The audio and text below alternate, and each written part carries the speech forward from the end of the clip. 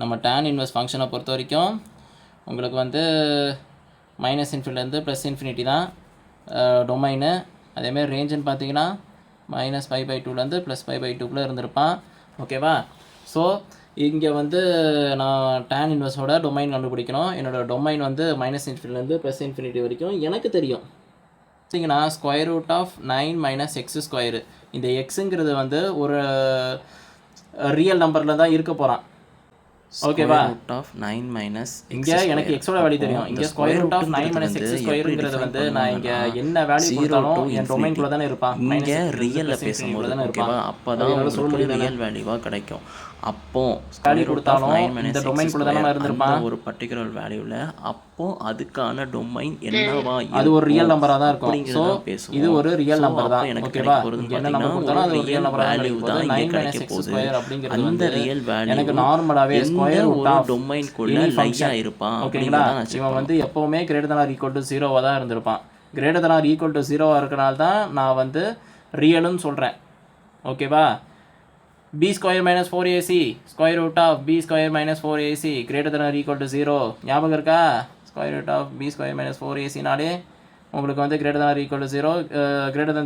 எனக்கு ரியல் தான் அப்படின்னு சொல்லிட்டு நீங்கள் பேசியிருப்பீங்களே குவாட்ராட்டிக் ஃபங்க்ஷனில், தியரி ஆஃப் ஈக்குவேஷன்ஸ்.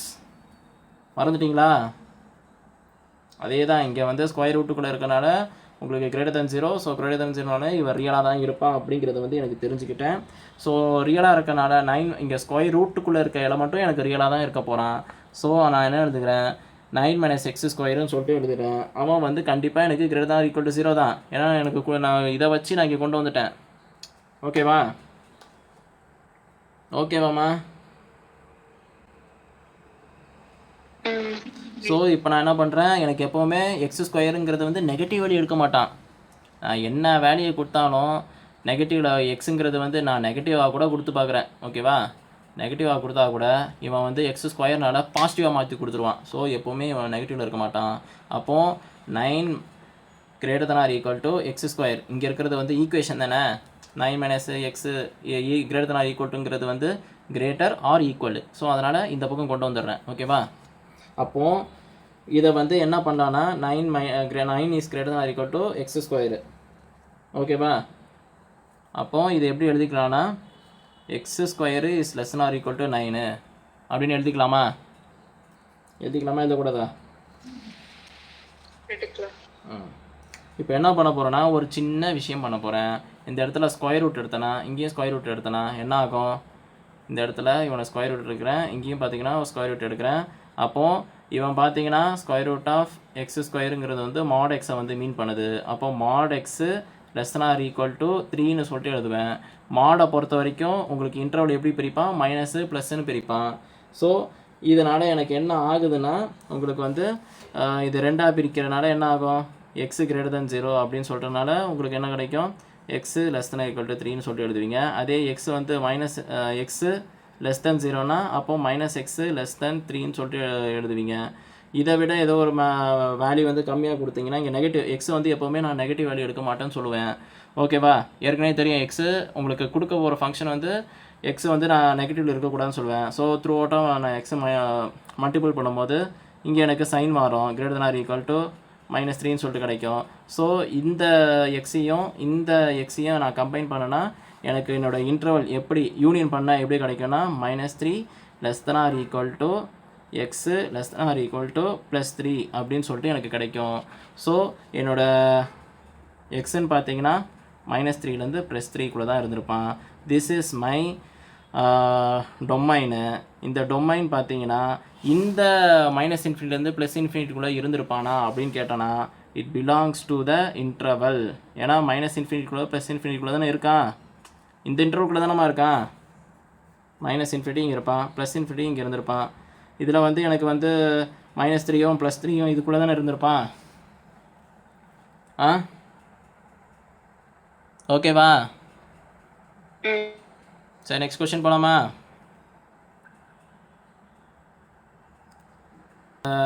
சாருங்கெல்லாம் எதிர்பார்ப்பாங்க, பை யூஸிங் திஸ் ப்ராப்பர்ட்டி அப்படின்னு நீ எழுதுனாதான் நான் மார்க் கொடுப்பேன் அப்படின்னு சொல்லிட்டு வம்படியாக நிற்கிற ஆளுங்களும் இருக்காங்க. ஸோ அவங்கள சாட்டிஸ்ஃபை பண்ணுறதுக்காக tan 1 of tan x is equal to x when x belongs to minus infinity to plus minus 90 to plus 90 குள்ளே இருக்கானா அப்படின்னு சொல்லிட்டு பார்க்குறது அப்படிங்கிறது வந்து இது அடுத்த கொஷினுக்கான லீடு கொடுக்குறேன் இப்போதைக்கு. இப்போ வந்து ப்ராப்பர்ட்டியை ஜஸ்ட்டு கொடுக்குறேன். இப்போ இதில் யூஸ் ஆனான்னு கேட்டேன்னா இல்லை, நான் அடுத்தது தான் கொடுக்குறேன்.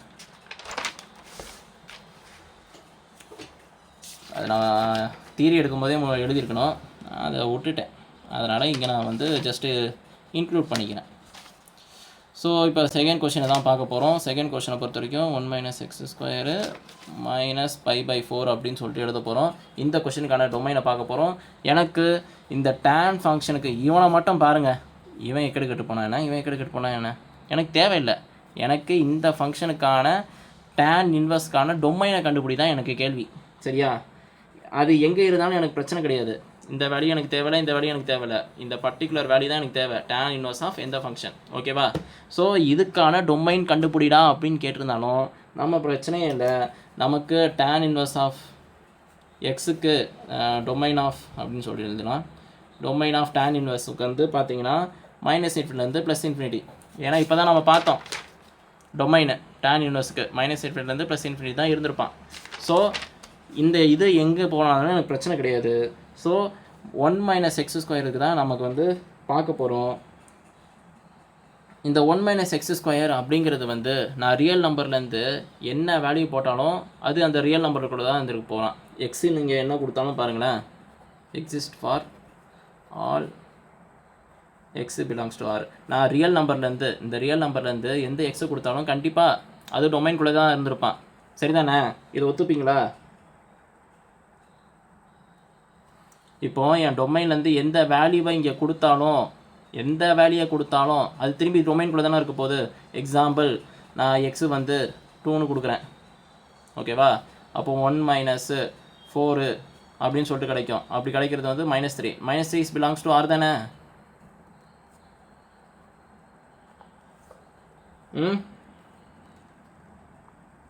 உங்களை தாம்மா கேட்குறேன். திரும்பி அது எனக்கு ரியல் நம்பராக தான் கிடைக்க போகுது. என்னோடய டொமைன் பார்த்தீங்கன்னா domain of given function is whole R. என்னோடய டொமைனே பார்த்தீங்கன்னா ஹோல் ஆர். என்னால் நான் வந்து ஒரு பாயிண்ட்டை கொடுத்தேன். இதே ரியல் நம்பர்லேருந்து எந்த பாயிண்ட்டை கொடுத்தாலும் திரும்பி அது ரியல் நம்பராக தான் வந்து நிற்க போகுது. இங்கே பாயிண்ட் சப்ஸ்டிட் பண்ணி போட்டால் எனக்கு ரியல் நம்பர் தான் கிடைக்க போகுது. ஸோ அதனால் என்னோடய domain of given function is throughout R. என்னோடய ரியல் நம்பரே கொடுத்துருவான் அப்படிங்கிறது தான் இந்த கொஷினுக்கான ஃபைனல் ஆன்சர். புரிஞ்சா நான் சொன்ன விஷயம்? இந்த கொஷினில் வேறு இதை தவிர வேறு என்ன கொடுத்தாலும் அதெல்லாம் கண்டுக்காதீங்கப்பா. ஓகேவா? இதே மாதிரி தான் சைன் ஃபங்க்ஷன்லேயும் சொல்லியிருந்தேன். லைக் அங்கே வந்து இதேமாரி தான் ஏதோ கொடுத்துருந்தாங்க, கொடுத்துட்டு அதுக்கு கண்டுபிடி இது கண்டுபிடின்ட்டுலாம். ஆனால் நம்ம பொறுத்த வரைக்கும் நம்ம உள்ளே இருக்க வேல்யூ தான் பார்த்தோம். அதுக்கு வேல்யூவை பார்த்துட்டு அது இன்டர்வல்குள்ளே இருக்கானா இல்லையா அப்படின்னு சொல்லிட்டு பார்த்தோம். ஸோ இப்போ நம்ம இதுக்கும் அதே மாதிரி தான் பார்க்க போகிறோம். ஏன்னா இந்த இடத்துல வந்து நமக்கு tan இன்வர்ஸ் ஆஃப் tan 5π/4 அப்படின்னு சொல்லிட்டு கொடுத்துட்டான். ஃபஸ்ட்டு இது முதல்ல டேனுக்கு ட்ரீட் பண்ணோம், அதுக்கப்புறமா tan இன்வர்ஸுக்கு ட்ரீட் பண்ணோம். tan ஃபங்க்ஷனை பொறுத்த வரைக்கும் எப்படி முதல்ல ட்ரீட் பண்ணியிருப்பான்னா, ஃபர்ஸ்ட் ஆஃப் ஆல் மைனஸ் இன்ஃபினிட்டிலேருந்து ப்ளஸ் இன்ஃபினிட்டி வரைக்கும் போயிருப்பான். அது வந்து -π/2லேருந்து +π/2க்குள்ளே இருந்திருப்பான். உங்களோட ரேஞ்சு பார்த்தீங்கன்னா மைனஸ் இன்ஃபினிட்டிலேருந்து ப்ளஸ் இன்ஃபினிட்டி வரைக்கும் இருந்திருப்பான். இது டேனை பொறுத்த வரைக்கும். அதனால தான் டேனோட டொமைனை கொடுத்துருக்கான். டேனோட டொமைன் இந்த டொமைன்குள்ளே இருக்கா அப்படின்னு சொல்லிட்டு பார்க்கணும். அதுக்கப்புறமா tan இன்வர்ஸுக்கு இதுக்கு நீங்கள் எடுத்து கொண்டு வந்தீங்கன்னா அது வந்து ஏதோ ஒரு பர்டிகுலர் வேல்யூ கொடுக்கும். அதை வந்து tan இன்வர்ஸில் கொடுப்பீங்க. ஓகேவா? ஐடியா இது தான். இப்போ செகண்ட் கொஷனை பொறுத்த வரைக்கும் அப்படியே மாத்திரம் tan inverse of tan of -π/6 அப்படின்னு சொல்லிட்டு கிடைக்கிது. ஸோ இங்கே டொமைன் இது. அதுக்கப்புறமா tan இன்வர்ஸை பொறுத்த வரைக்கும் நம்ம என்ன பண்ணுவோம், இங்கே tan இன்வர்ஸை பொறுத்த வரைக்கும் மைனஸ் இன்ஃபினிட்டிலேருந்து ப்ளஸ் இன்ஃபினிட்டி தான் என்னோடய டொமைனு. என்னோடய ரேஞ்சு பார்த்தீங்கன்னா -∞ to +∞. இதை எப்போவுமே ஓப்பனில் போடுங்க, க்ளோஸ் இன்டர்வலில் போடாதீங்க. ஓப்பனில் போடுங்க, ஓப்பன் ப்ராக்கெட்டாக போடுங்க. ஓகேவா? சரி, you know that tan inverse of tan x is equal to x when x belongs to 92 + 90 இங்கே தான் இதை நான் சொல்லணும். ஸோ ஃபர்ஸ்ட் ஆஃப் ஆல் நம்ம ஆரம்பிக்கலாம். இப்போது இந்த π/6 5π/4 அப்படிங்கிறது வந்து இந்த ஒரு பர்டிகுலர் இன்டர்வல்குள்ளே இருக்குதா அப்படிங்கிறது நம்ம செக் பண்ணணும். ஓகேவா? ஃபர்ஸ்ட் ஆஃப் ஆல் ஃபஸ்ட்டு கொஸ்டினை சால்வ் பண்ணலாம். நான் சொன்ன ஐடியா புரிஞ்சா? ஃபர்ஸ்ட் ஆஃப் ஆல் இந்த பர்டிகுலர் எக்ஸுங்கிறது வந்து இந்த டொமைன்குள்ளே இருக்கான்னு நம்ம செக் பண்ணணும். செக் பண்ணி பார்த்துட்டு தான் நெக்ஸ்ட்டு அடுத்து என்ன மூவ் பண்ணலான்னு நம்ம ட்ரை பண்ணணும். ஓகேவா? அப்படி இல்லைனா ஆல் சில்வர் டீ கப்ஸில் போடுற மாதிரி இருக்கும். புரிஞ்சுதா புரியலையா? ட்ரை பண்ணுறேன். இந்த 5π/4 அப்படிங்கிறது வந்து பார்த்தீங்கன்னா 5 × 180 / 4 இது இது வந்து என்ன வரும் 90, இங்கே 2 திரும்பி 45 × 5 45 × 5 நம்ம வருது அப்பப்போ இது வருது. ஆனால் நம்ம ஞாபகம் தான் இருக்க மாட்டேங்குது. 225 நினைக்கிறேன். 225. இப்போ இந்த 225ங்கிறது வந்து இந்த பர்டிகுலர் -90லேருந்து +90 இருக்கானா சொல்லுங்கம்மா. உங்களை தான்மா கேட்குறேன். 225 டிகிரி வந்து இந்த -90லேருந்து +90 இருக்கானா அப்படிங்கிறது தான் என்னுடைய கேள்வி.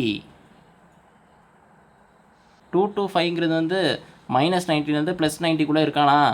90 தான் இருக்கான். 0, 30, 45, 60 அதேமாரி -0 அதான் 0, -30, -60, -90 அதுக்குள்ளே 225 டிகிரி இருக்கானா உங்ககிட்ட? இல்லை. ஸோ இதுபடி பார்த்தீங்கன்னா இந்த இடத்துல வந்துருப்பான். 225ங்கிறது வந்து 180 டிகிரிக்கு தாண்டி 270 டிகிரிக்கு உள்ளே. ஓகேவா?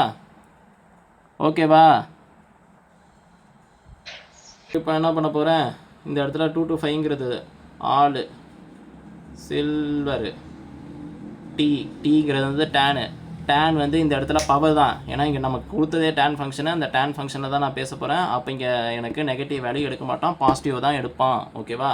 அப்போது இந்த இடத்துல பார்த்தீங்கன்னா tan இன்வர்ஸ் ஆஃப் டேனு இந்த 7π/4 225ங்கிறது வந்து 180 பக்கத்தில் தான் இருக்கான். எனக்கு 90 டிகிரிக்குள்ளே என்னால் வேல்யூ சொல்ல முடியும்னா 90 அதான் 180 ப்ளஸ்ஸு இந்த பர்டிகுலர் வேல்யூயை நான் ஆட் பண்ணணும். ஓகேவா? அப்போது 90 ப்ளஸ்ஸு இங்கே பேஸ் வேல்யூ வந்து 4 போடுறேன். எந்த வேல்யூ இங்கே ஆட் பண்ணனா இங்கே 5π/4ன்னு சொல்லிட்டு உங்களுக்கு கிடைப்பான். சொல்லுங்கள்.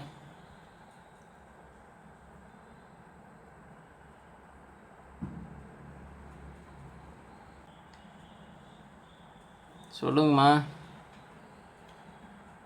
இப்போ இந்த tan இன்வர்ஸ் உள்ள போட்டால் அப்போ π/4ன்னு சொல்லிட்டு இருக்குது. இந்த π/4 வந்து இட்ஸ் பிலாங்ஸ் டு -90லேருந்து +90 தான் இருக்கானா இல்லையா? By using the property. நான் ப்ராப்பர்ட்டிங்கிறது வந்து ஒரு பேருக்கு தான் எழுதிக்கிறேன். மேக்ஸிமம் அங்கே கிராஃபில் போடுற விஷயத்தை தான் நான் இங்கே வந்து கொண்டு வரேன். இந்த டொமைனை பார்த்துக்கிறேன். இதுக்குள்ளே இருக்கானா? π/4ங்கிறது வந்து என்னோட இந்த பார்த்தீங்கன்னா உங்களோட ரேஞ்சு, இந்த ரேஞ்சுக்குள்ளே இருக்கானா? -90லேருந்து +90 இருக்கானா இல்லையா? சொல்லுங்கம்மா. செகண்ட் கொஸ்டினை போட்டு முடிச்சிடலாம். என்ன ரொம்பலாம் இல்லை. இவன் வந்து பார்த்தீங்கன்னா உங்களுக்கு வந்து tan inverse of tan of -π/6 அதுதான் கொடுத்துருக்கான். ஓகேவா? இப்போது நமக்கு tan inverse of tan of -π/6 இதை பார்த்தோன்னா என்னடா ரொம்பலாம் புதுசாக இருக்கே அப்படிலாம் யோசிக்காதீங்க. இந்த π/6 அப்படிங்கிறது என்ன வேல்யூ சொல்லுங்கள். 30 டிகிரி தானே?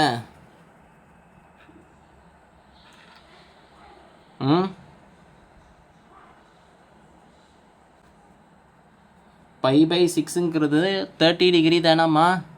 சொல்லுங்கம்மா. அவ்வளோதாம்மா. இந்த 30 டிகிரிங்கிறது வந்து இங்கே நெகட்டிவ் இருக்குது. ஓகேவா? tan inverse of tan x = x. So இங்கே பார்த்தீங்கன்னா tan inverse of tan x -π/6 it's 30 degree. 30 degree உங்களுக்கு வந்து -90லேருந்து +90 இருப்பானா? சொல்லுங்கள். அவ்வளோதான், முடிஞ்சு போச்சு. It's belongs to the range. So இந்த ரேஞ்சுக்குள்ளே தான் இருக்கான். முடிஞ்சு போச்சு, சட்டுன்னு முடிச்சிட்டோம். சரி, அப்படியே நெக்ஸ்ட் கொஸ்டின் தாவறேன். இந்த தேர்டு கொஸ்டினோட நான் கிளாஸை முடிச்சுக்கிறேன். தேர்டு கொஷின் சொன்னோன்னே என்னடா அது ரொம்ப பெரிய கொஷினாக இருக்குன்னு நினைக்காத, ரொம்ப அசால்ட்டு தான், அது தெரிஞ்சுக்கிட்டால் மட்டும் போதுமானது. சரி, இது வரைக்கும் கான்செப்ட் ரீதியாக உனக்கு ஓகேவா இருக்கா? ஏதாவது டவுட் ஏதாவது வருதா? சரி, ஓகே. ஃபர்ஸ்ட் ஆஃப் ஆல் நம்ம வந்து இந்த கொஷினை பொறுத்த வரைக்கும் இது வந்து நமக்கு 7π/4 அப்படின்னு சொல்லிட்டு இருக்கிறான். நமக்கு இதுக்கு முன்னாடி நம்ம யூஸ் பண்ண பார்த்தீங்களா, இந்த 7π/4 அப்படிங்கிறது தான் பார்க்க போகிறோம். இந்த இடத்துல பார்த்தீங்கன்னா இன்னொரு ப்ராப்பர்ட்டியும் உங்ககிட்ட சொல்ல விரும்புகிறேன். என்னென்னு பார்த்தீங்கன்னா tan இன்வர்ஸ் ஆஃப் எக்ஸு, அது வந்து உங்களுக்கு வந்து எக்ஸு தான். எக்ஸுங்கிறது வந்து உங்களுக்கு ரியல் நம்பர் தான். ஓகேவா? ஸோ அதுபடி பார்க்க சொல்ல எனக்கு ஃபஸ்ட்டு கொஷினை என்னால் ட்ரை பண்ண முடியுமா அப்படின்னு பார்த்தீங்கன்னா கண்டிப்பாக முடியும். இந்த இடத்துல பார்த்தீங்கன்னா உங்களுக்கு வந்து செகண்ட் கொஷினும் தேர்ட் கொஷினும் பாருங்களேன். tan இன்வர்ஸ் ஆஃப் எக்ஸு, இங்கே எனக்கு இந்த நம்பர் செகண்ட் கொஷினை பாருங்கள். செகண்ட் கொஷினை பொறுத்த வரைக்கும் tan ஆஃப் இந்த ஒரு பர்டிகுலர் வேல்யூ.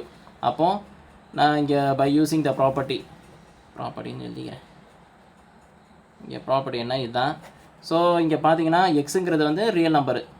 ஓகேவா? இங்கே வந்து நான் முதல்ல tan இன்வர்ஸ் ஆஃப் எக்ஸு அப்படிங்கிறது வந்து எதை மீன் பண்ணுதுன்னா, இந்த இடத்துல எனக்கு tan இன்வர்ஸுங்கிறது வந்து என்னோடய இமேஜை மீன் பண்ணுது.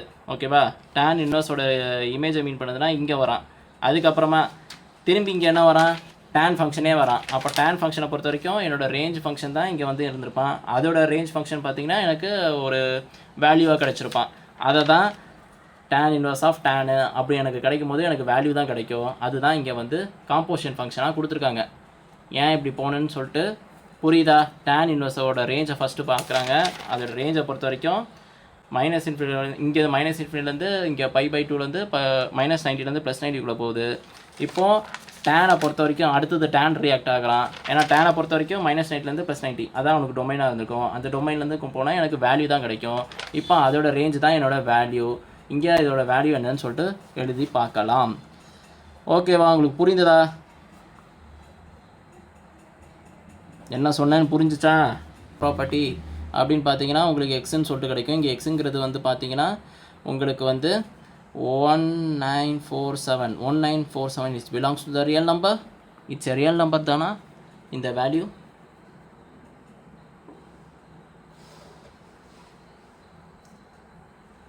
சொல்லுங்க அத்தா, சொல்லுங்க.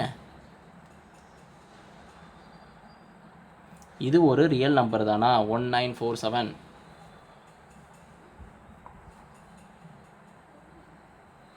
நம்பர் தானம்மா, ரியல் நம்பரில் இருக்க ஒரு நம்பர் தானே.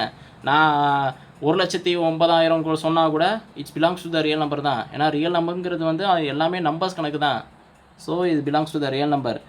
இப்போ அதே வந்து -0.20121 அப்படிங்கிறது வந்து ரியல் நம்பர் தானா சொல்லுங்கள். அப்போ எக்ஸுங்கிறது பார்த்தீங்கன்னா -0.2021 it's belongs to the real number. So இவனும் முடிஞ்சு போச்சு. அதே மாதிரி இவனை கொண்டு வாங்க. ஃபஸ்ட்டு கொஷினை பொறுத்த வரைக்கும் உங்களுக்கு வந்து tan inverse of tan inverse of 7π/4 அப்படின்னு சொல்லிட்டு உங்கள்கிட்ட கொடுத்துருக்கான். இப்போது இந்த 7π/4 அப்படின்றது 7 × 180 டிகிரி /4. இது வந்து பண்ணச்சில்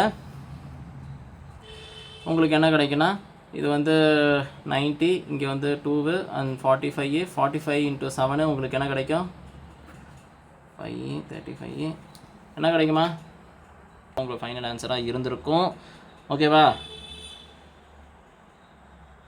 இந்த 3175ங்கிறது வந்து ஒரு டிகிரி தான். அந்த டிகிரியை வந்து உள்ளே தூக்கி போட போகிறீங்க. ஓகேவா? இதெல்லாம் ஃபைனல் வேல்யூவாக ரொம்பலாம் யோசிக்க வேண்டாம். 315ங்கிறது வந்து இந்த இடத்துல நீங்கள் போட போகிறீங்க. அதை நீங்கள் மாற்றி போட்டாலும் திரும்பி இங்கே தான் வந்து நிற்க போகுது. திரும்பி வந்தாலும் அது ஒரு ரியல் நம்பராக ஏதோ ஒரு ரியல் நம்பராக தான் வந்து நிற்க போகுது. ஸோ இந்த 7π/4 it's belongs to the real number தான். ஸோ இது அப்படி இப்படி மாற்ற தான் போகிறீங்க. ஓகேவா? பிரச்சனை இல்லை. 3175ங்கிறத வந்து திருப்பி பிரிப்பீங்க அந்த ஆல் சில்வர்டிக்ஸ் படி. அது திரும்பி போட்டால் உங்களுக்கு 90 டிகிரியில் கொண்டு வருவீங்க. ஒரு ப்ராசஸ் தான். அந்த ப்ராசஸை தூக்கி போட்டு ஃபைனலாக ஆன்சரை கொண்டு வர முடியும் தான். இந்த 3175ங்கிறது வந்து நான் ஏன் டக்குன்னு சொன்னேன் அப்படின்னு பார்த்தீங்கன்னா இந்த இடத்துல பார்த்தீங்கன்னா லைக் வந்து டேனை பொறுத்த வரைக்கும் லைக் -90லேருந்து +90 வரைக்கும் சொல்லியிருந்தேன். அப்போ அந்த -90லேருந்து +90ங்கிறது வந்து இதுக்குள்ளே தான் இருந்திருப்பான். ஓகேவா? 90 டிகிரி மைனஸ் சம்திங் ஏதோ ஒரு டிகிரியாக தான் இருந்திருக்கும். இங்கே நம்ம 0லேருந்து இங்கே 90 டிகிரி பார்ப்போம். 0 to +90. இங்கே 0லேருந்து 90ங்கிறது வந்து மைனஸில் பார்ப்போம். அந்த மைனஸ் வேல்யூ தான் இந்த 315. அந்த 315ங்கிறது வந்து இங்கே தான் இருக்க போகிறான், லை ஆக போகிறான். So it's belongs to the interval. So அதனால் ஸ்ட்ரெயிட்டாகவே நான் இதை எடுத்து எழுதிடுறேன். 7π/2ங்கிறது வந்து இட்ஸ் பிலாங்ஸ் டு -90 to 0 அந்த ஒரு இன்டர்வல்குள்ளே தான் இருக்கிறான். ஸோ நமக்கு தேவை வந்து பார்த்திங்கன்னா இந்த இடத்துல வந்து -π/2 வந்து +π/2. எனக்கு -πலேருந்து 0க்குள்ளே இன்டர்வல்குள்ளே இருக்கான். இட்ஸ் பிலாங்ஸ் டு த இன்டர்வல்னா அதை இங்கே போட்டு அப்படியே ஒரு ரியல் நம்பர் தான் அப்படின்னு சொல்லிட்டு நான் முடிச்சிருவேன். அப்படிங்கிறது தான் என்னோட ஐடியா. புரியுதாம்மா? என்னன்னு பார்த்தீங்கன்னா 7π/4ங்கிறது வந்து உங்களுக்கு என்ன கிடச்சிச்சுன்னா 315ன்னு சொல்லிட்டு கிடைக்குதுமா. சரிங்களா? எனக்கு வந்து இது வரைக்கும் பார்த்தீங்கன்னா 270 டிகிரி, இங்கே பார்த்தீங்கன்னா 180 டிகிரி. ஓகேவா? இந்த ஃபஸ்ட்டு குவாட்ரண்ட்லேயும் செகண்ட் குவாட்ரண்ட்லேயும் வந்தால் தான் நீங்கள் ஆல் சில்வர் டிக்ஸ் அப்போ வந்து யூஸ் பண்ணுவீங்க. ஏன்னா இந்த இடத்துல இது டேன் ஃபங்க்ஷனு. ஓகேவா? ஏன்னா அப்போ தான் வந்து பர்டிகுலராக இவெல்லாம் பார்த்தீங்கன்னா 90 டிகிரிக்குள்ளே வெளியே போயிருப்பான். ஓகேவா? 90 டிகிரிக்கு வெளியே போகிறனால நம்ம வந்து இந்த 90க்கு மேலேருந்து 180 டிகிரிலேருந்து 270 டிகிரிக்கு உள்ள இந்த பர்டிகுலர் ரேஞ்சை பொறுத்த வரைக்கும் நீங்கள் ஆல் சில்வர் டிக்கப்பை யூஸ் பண்ணுவீங்க, பண்ணாமலாம் இருக்க மாட்டீங்க. அதே வந்து இங்கே வந்து நம்ம டேன் ஃபங்க்ஷனை பொறுத்த வரைக்கும் நம்ம என்ன பண்ணுவோம், நம்ம ரேஞ்சு பார்த்தீங்கன்னா டேன் ஃபங்க்ஷனை பொறுத்த வரைக்கும் -90லேருந்து +90. -90னா என்ன அர்த்தம்னா இங்கே 0 இருக்கான், அதுலேருந்து கீழே இறங்குறான் அப்படின்னா டிகிரி வந்து மைனஸில் போவோம். ஓகேவா? 030 -30 டிகிரி, -45 டிகிரி, -60 டிகிரி அப்படின்னு சொல்லிட்டு மைனஸில் போயிடும். ஓகேவா? ஸோ இந்த இதை வந்து இந்த இடத்துல பார்த்தீங்கன்னா -90 டிகிரி அப்படிங்கிறது வந்து அப்படி தான் மீன் பண்ணுவாங்க. -90 டிகிரிங்கிறது வந்து இது வரைக்கும் 0 to -90 டிகிரி. அதே இங்கேருந்து பார்த்தீங்கன்னா 0 30 டிகிரி, 45 டிகிரி, தென் 60 டிகிரி, தென் 90 டிகிரி. அப்போது உங்கள் ரேஞ்சுன்னு பார்த்தீங்கன்னா இப்படி தான் இருந்திருப்பான். ஸோ நமக்கு கிடைச்சது வந்து 315 அப்படிங்கிறது டிகிரி. 315ங்கிறது வந்து 270 டிகிரிக்கு அதுக்கு மேலே தான் இருக்குது. ஓகேவாம்மா? டிகிரி வந்து இருக்கும். இதுலேருந்து நீங்கள் நார்மலாக பார்த்தீங்கன்னா இந்த இடத்துலேருந்து ஃபுல் ரொட்டேஷன் பண்ணனா எனக்கு 360 டிகிரிமா. எனக்கு இதில் 270 டிகிரிக்கு மேலே தான் இருக்கான். அப்போது 315ங்கிற டிகிரி வந்து எனக்கு it's belongs to the range தானே. ஏன்னா இங்கே நெகட்டிவ் வேல்யூக்குள்ளே தானே இருக்கான், 0லேருந்து -90க்குள்ளே தானே இருக்கான். இங்கே டேனை பொறுத்த வரைக்கும் பேசுகிறேன். டேனை பொறுத்த வரைக்கும் இந்த ஒரு பர்டிகுலர் டிகிரிக்குள்ளே தானே இருப்பான், இந்த ஒரு ரேஞ்சுக்குள்ளே தானே இருக்கான், இந்த ரேஞ்சுக்குள்ளே தான் இருக்கிறான். அப்போது இங்கே நம்ம ரேஞ்சை பொறுத்த வரைக்கும் -90லேருந்து +90னா இது ஃபுல்லாக தானே வருவான் உங்களுக்கு. அப்போது 315ங்கிறது வந்து it's belongs to the range தானே. நான் அப்படி சொல்ல வரேன். அப்போ இது ஃபுல்லாக தானே வருவான். -90லேருந்து +90க்குள்ளே தானே இருக்கான்.